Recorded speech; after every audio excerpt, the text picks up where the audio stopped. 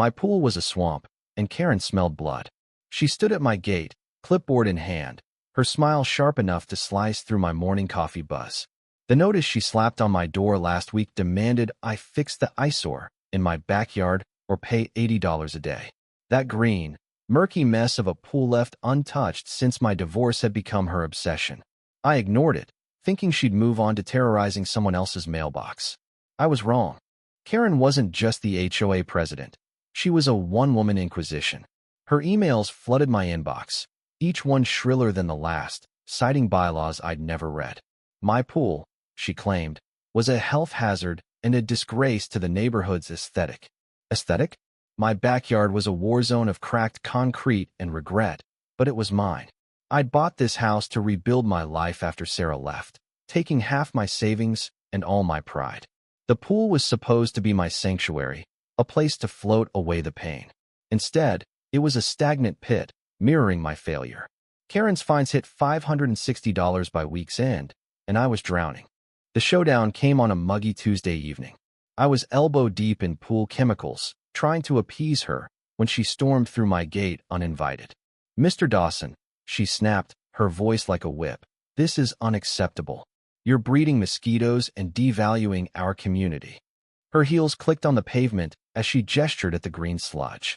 My neighbor, Tom, trailed behind her, looking like a kicked puppy. He'd warned me about her last week, whispering over the fence about her crusades. Now he was her reluctant witness. I wiped sweat from my brow and stood, the bottle of chlorine slipping from my hand. "Karen, it's my property.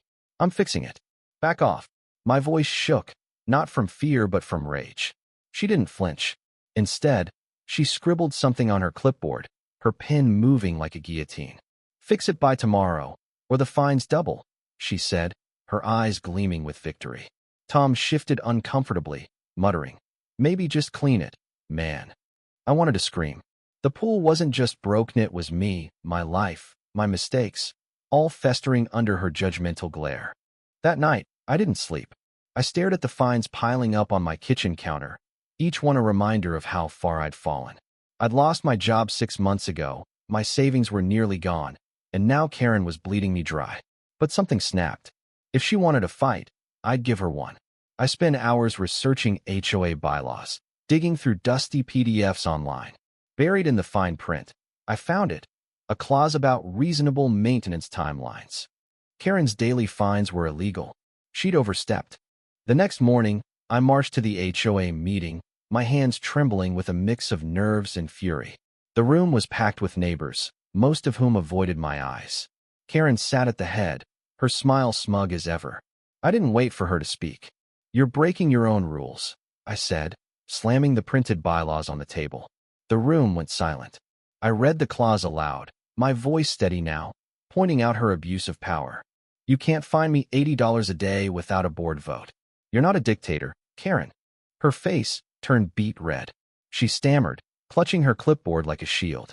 "This is for the community's good," she spat, but the neighbors were whispering now, their eyes shifting to her. Tom stood up, hesitant at first, then bolder. "He's right," he said. "My fence got fined last year, and I never got a say either." Others nodded, their murmurs growing into a chorus. Karen's empire was crumbling, and I felt a rush of triumph. The board voted to void my fines on the spot. I'd won, but victory tasted bitter. I went home, stared at that damn pool, and saw the truth. It wasn't just Karen's fines, it was me. I'd let everything rot. The pool, my dreams, my fight. I spent the next week draining the sludge, scrubbing the tiles, and fixing the pump. My hands blistered, my back ached, but it felt good. The pool sparkled again, a small piece of my life reclaimed. I invited Tom over for a beer by the water, and we laughed about Karen's downfall.